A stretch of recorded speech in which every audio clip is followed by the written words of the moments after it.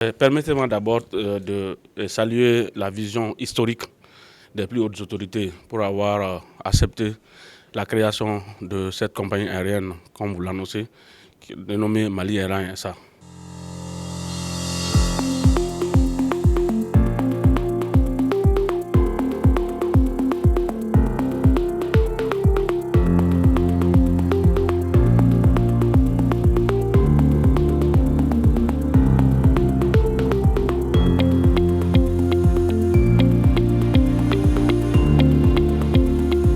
Sentiment de fierté. Fierté, mais de mission. Comme mon PCA vient de le dire, nous sommes en mission de notre peuple. Et c'est la raison d'être de notre société. Et vous comprendrez avec moi quand vous regardez derrière vous. Et nous avons un slogan. Et ce slogan dit « Relier les peuples et rapprocher les horizons ». C'est notre mission. C'est la mission de relier les peuples avec le peuple malien et rapprocher les horizons où que soient les Maliens. D'abord, tout est dans notre vision.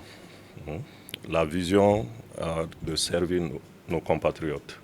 Et cette mission commence par faire de telle sorte que nous faisons une société qui est basée sur la rentabilité. C'est vrai, c'est une société d'État, mais historiquement, les sociétés aériennes en Afrique sont chroniquement déficitaires.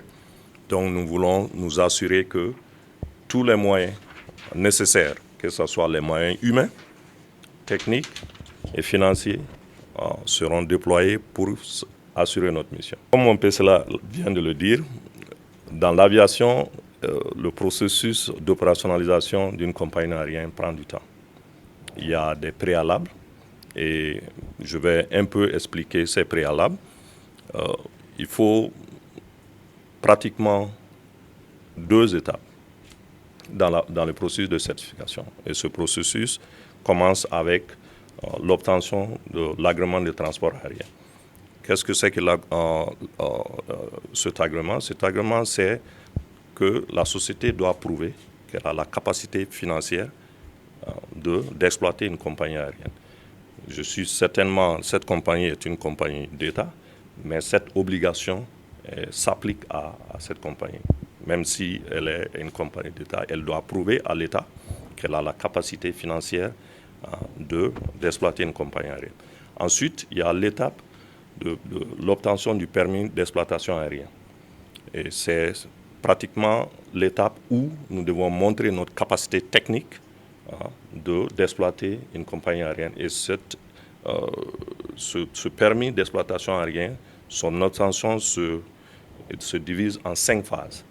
Donc, comme le PCA vient de le dire, nous devons suivre ce processus et à un moment donné, nous allons communiquer avec notre peuple la date d'un vol inaugural. Pour le moment, je préfère attendre jusqu'à ce qu'on arrive à ce stade pour qu'au moment opportun, mon directeur de marketing ou commercial va donner cette date. Vous savez, aujourd'hui, c'est extrêmement important de rappeler aux gens qu'autrefois, le Mali disposait d'une compagnie aérienne nationale. Et depuis un certain temps, cette compagnie a disparu, laissant le Mali dans un état où on est obligé de faire recours à des compagnies étrangères ou à des compagnies de droit maliens pour pouvoir assurer notre transport, ce qui n'est pas forcément une bonne chose. Donc c'est fort de ça que les plus hautes autorités ont jugé qu'il était important de créer cette compagnie-là pour que vraiment le Mali puisse de façon autonome assurer son transport aérien. Et comme vous le savez, quand on regarde un peu la conjoncture géopolitique actuelle et quand on regarde un peu le développement du transport aérien, c'est vraiment la bienvenue.